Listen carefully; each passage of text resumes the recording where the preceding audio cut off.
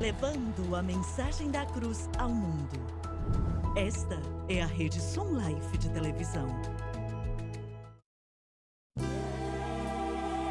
Sejam bem-vindos ao programa Estudo na Palavra, uma explanação de estudos bíblicos tendo como foco a cruz de Cristo.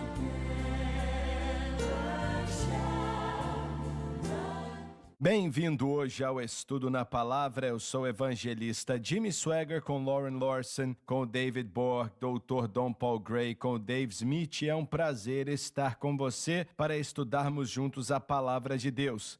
Como mencionei algumas vezes nos programas passados, começamos uma nova série há alguns dias atrás falando de Daniel. E os primeiros 6 capítulos de Daniel tem muito a ver com a sua consagração e sua dedicação. Eu quis começar com o capítulo 7 de Daniel, que fala do ministério profético desse homem, que é algo chocante, mas o Espírito Santo pensou que fosse muito significante colocar no texto das Escrituras sobre a consagração de Daniel também. Então vamos aprender um pouco sobre como Deus usou esse homem Daniel e por que ele usou como usou. Um dos maiores homens de Deus que já viveu, que nenhuma vez perdeu seu testemunho ou sua fé. Em todos esses anos vivendo no meio dos ímpios que não conheciam a Deus, mas nenhuma vez ele negociou seus princípios de fé diante do Senhor, como vemos aqui na palavra de Deus. Pode ler o versículo 19, por favor. O rei conversou com eles e não encontrou ninguém comparável a Daniel, Ananias, Misael e Azarias, de modo que eles passaram a servir o rei.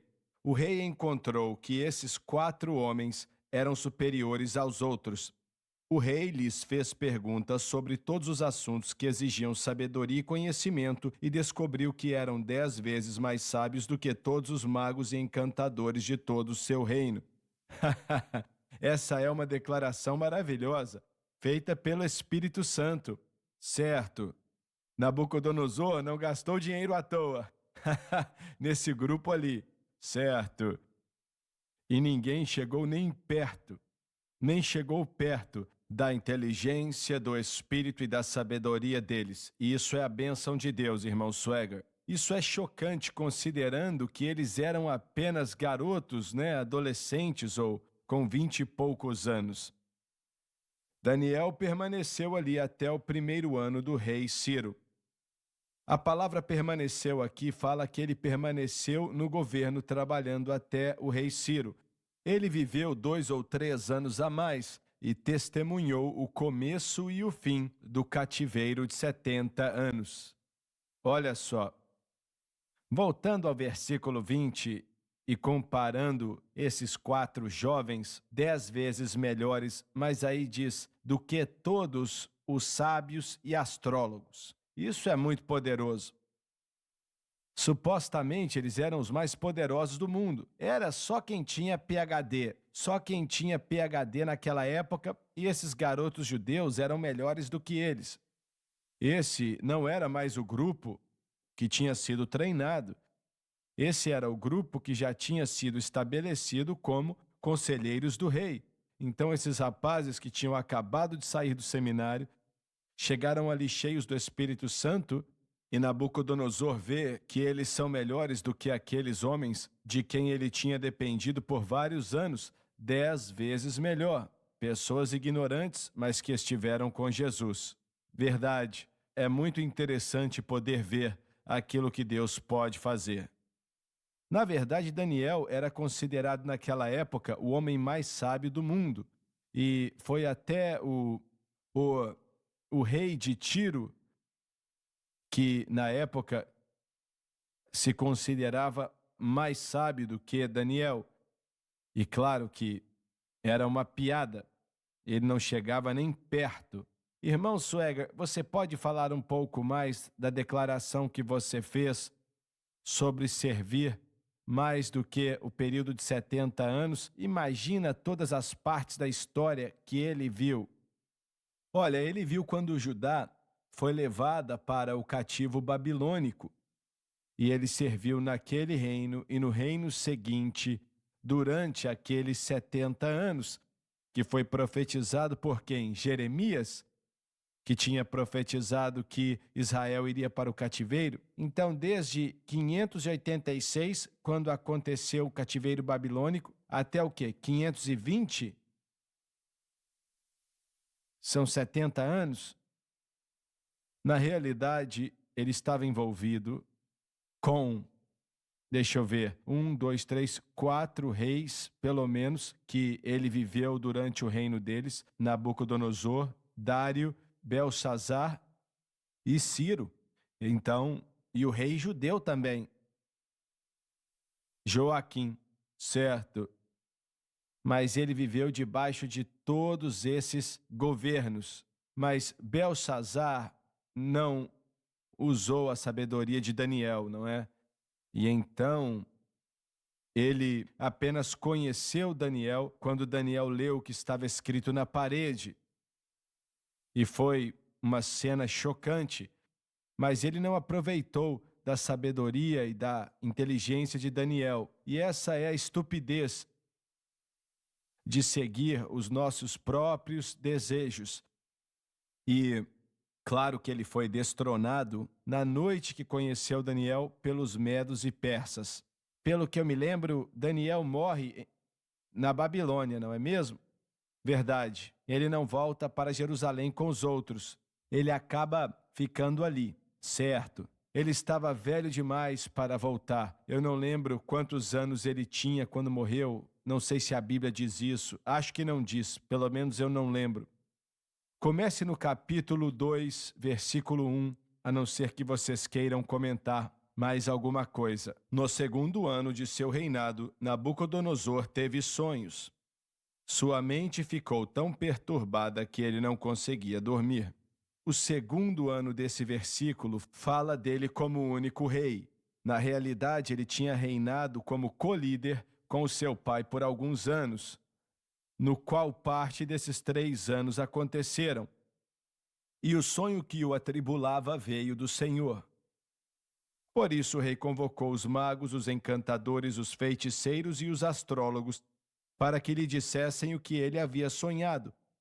Quando eles vieram e se apresentaram ao rei, a ação dos reis consultando astrólogos e sábios é uma de muitas provas de que essa história é real, pois homens que não são convertidos buscam ajuda em suas dificuldades em direções que não são o Senhor. Mas ele fez isso porque era só o que ele sabia fazer. Ele não sabia como fazer outra coisa. Eu não acho que ele pensou em Daniel, porque Daniel ainda, ele provavelmente devia ter 20 e tantos anos, talvez até 30 e poucos anos.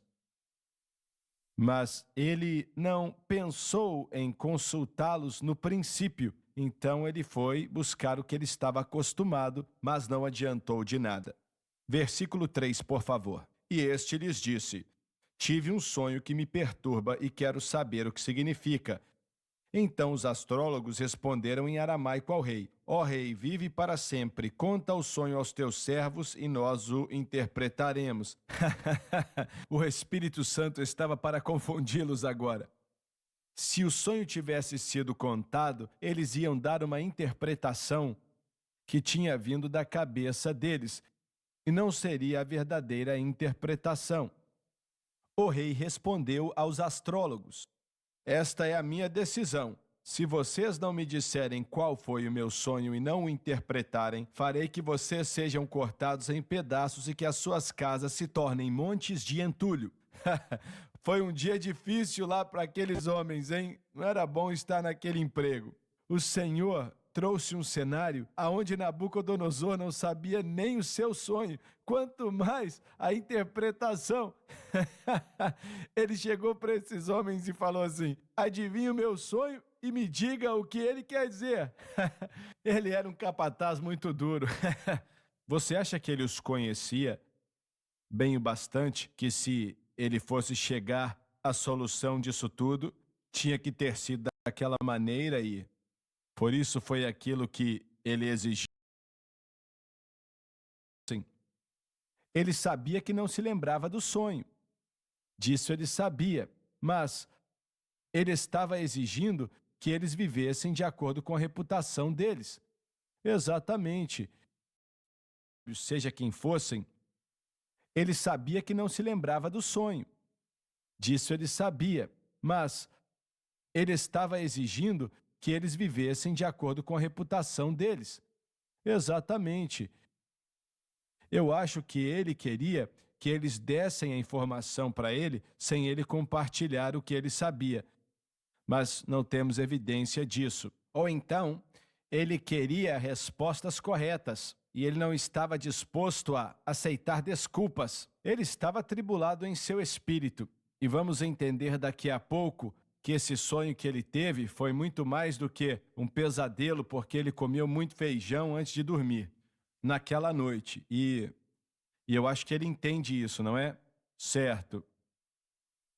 Pode continuar. Versículo 6. Mas se me revelarem o sonho e o interpretarem, eu darei a vocês presentes, recompensas e grandes honrarias. Portanto, revelem-me o sonho e a sua interpretação. Nabucodonosor tinha ameaçado esses mágicos e astrólogos com a morte por sua falta de habilidade, mas agora ele promete grandes riquezas se puderem viver de acordo com a sua propaganda.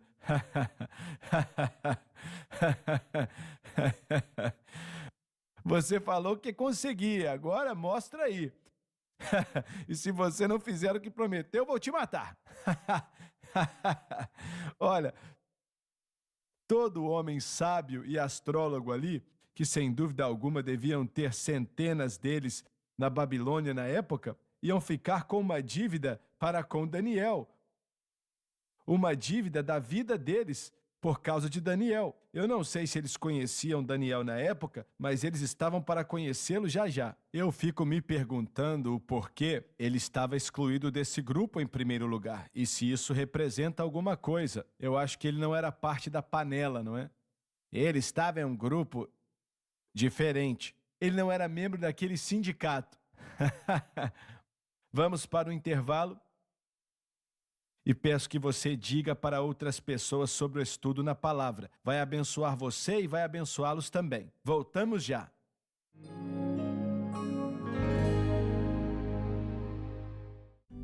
Todo crente deveria estudar a palavra de Deus. Dirigido por Deus e com muita sabedoria, o irmão Swaggart reuniu esses comentários bíblicos para ajudar os crentes. Os comentários da Bíblia, elaborados por James Swaggart, podem ser considerados um dicionário bíblico, uma enciclopédia bíblica. Com esses recursos, você terá a oportunidade de se aprimorar. Para fazer o seu pedido, ligue ou visite o site.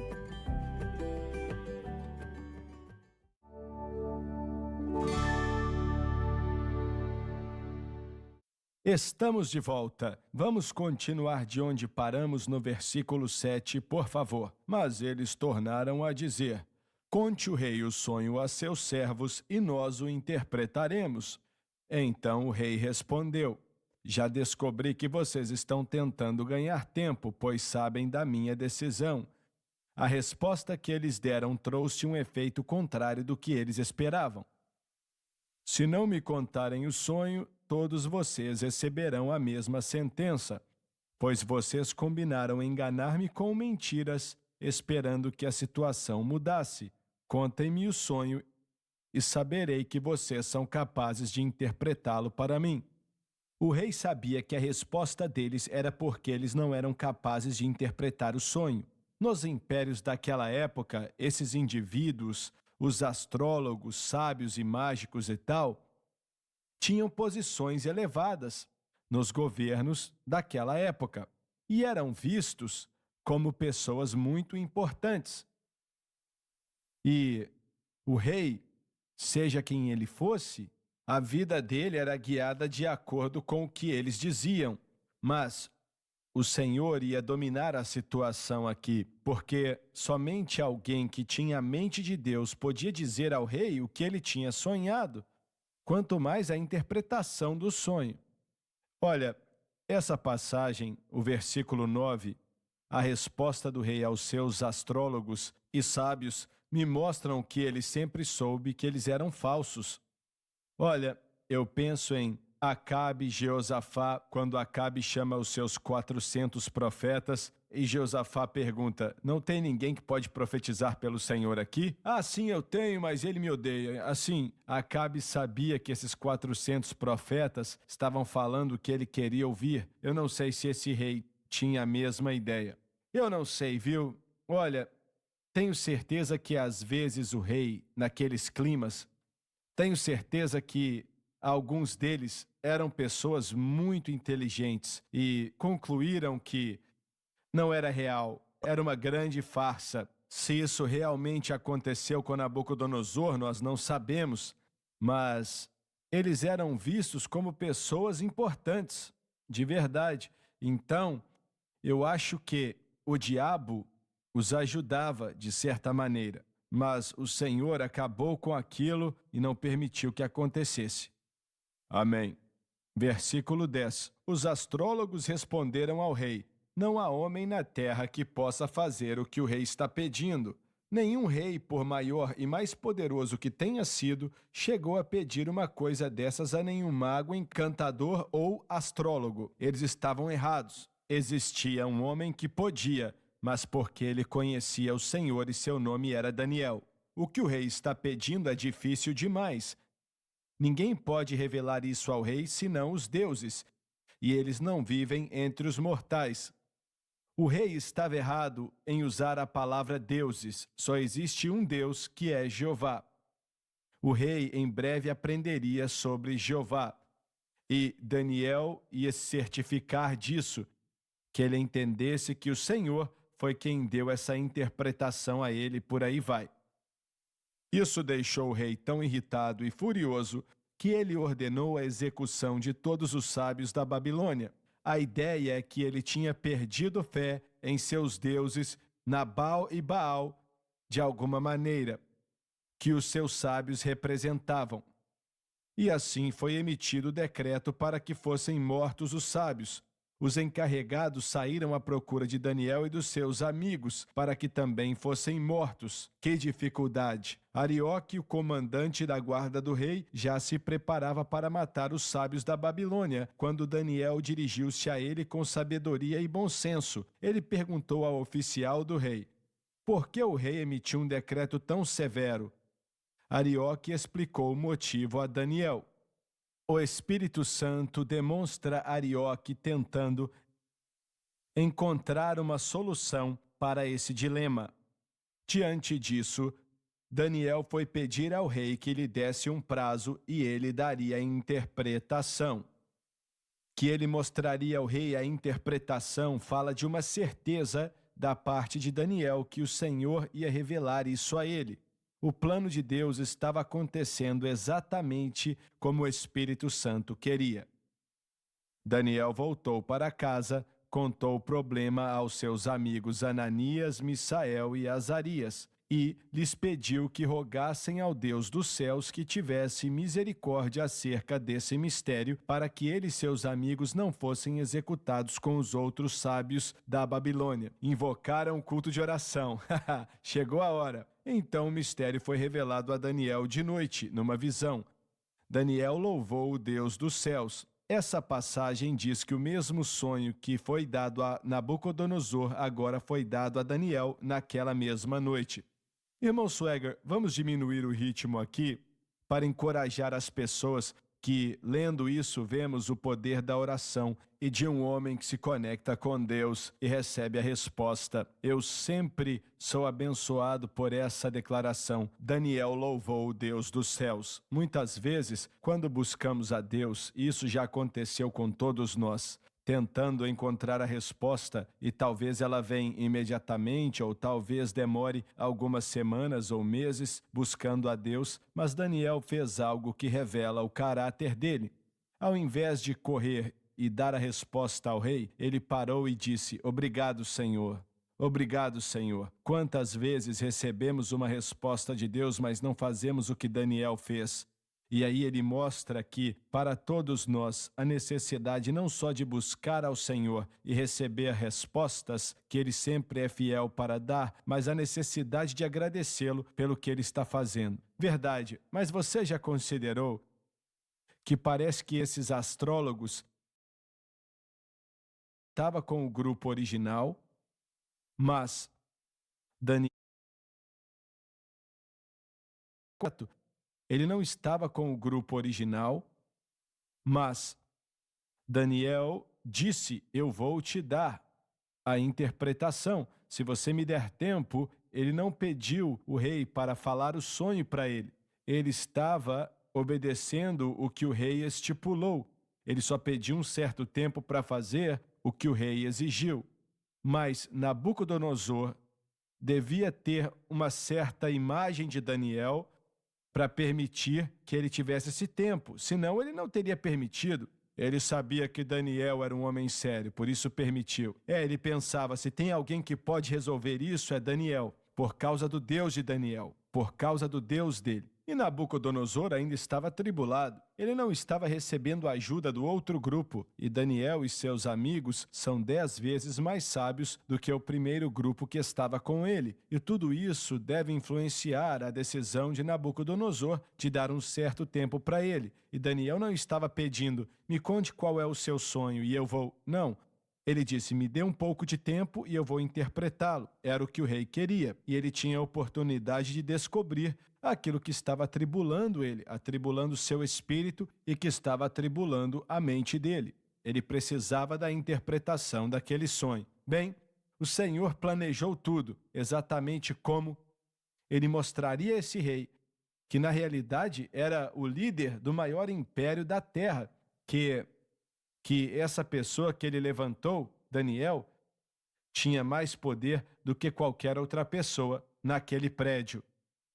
Versículo 20. E disse, louvado seja o nome de Deus para todos sempre. A sabedoria e o poder a ele pertencem. Nesta passagem e nas próximas, vemos o controle e o governo total que o Senhor tem sobre toda a sua criação. Ele muda as épocas e as estações, destrona reis e os estabelece, dá sabedoria aos sábios e conhecimento aos que sabem discernir. A referência a épocas e estações faz referência a impérios sucessivos que o Senhor permitiu que acontecesse e que Daniel entendeu na visão. Revela coisas profundas e ocultas, conhece o que jaz nas trevas e a luz habita com ele. Deus não é só o Deus da natureza, da providência e do homem, mas é também Deus da revelação. Ele mostra para os homens o que eles não têm como entender. Ele é toda a fonte de luz e revelação. E eu acredito que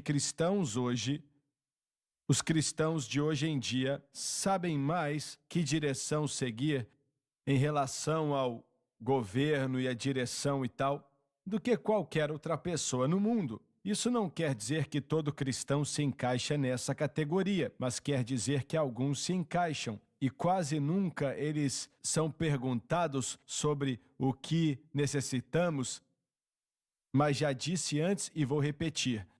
Todo filho de Deus é luz. E é uma luz que o mundo não tem. E o mundo não sabe nada a respeito disso, para ser sincero. E acredito que a maioria das pessoas tem informação e conhecimento sobre que decisões devem ser tomadas no governo, mais do que as pessoas que estão lá, na maioria dos casos. Certo? Eu te agradeço e te louvo, ó Deus dos meus antepassados. Tu me deste sabedoria e poder, e me revelaste o que te pedimos. Revelaste-nos o sonho do rei. Daniel agora explica o porquê de adorar e agradecer a Deus. Ele chama Deus de Deus dos seus antepassados e se refere a ele ao Deus da aliança com Israel e faz referência aos seus pais no deserto. O nosso tempo acabou. Obrigado por estar conosco hoje e no próximo programa, este sonho que Nabucodonosor teve e Daniel conta para ele o que foi e o que quer dizer, isso é uma profecia maravilhosa também, mesmo sendo no primeiro livro de Daniel, se você quiser usar essa terminologia. Mas não perca um só programa, você será abençoado.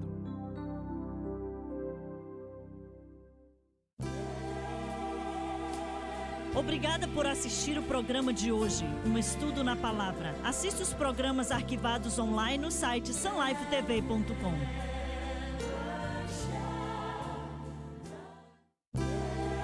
Obrigada por ter assistido o programa Estudo na Palavra.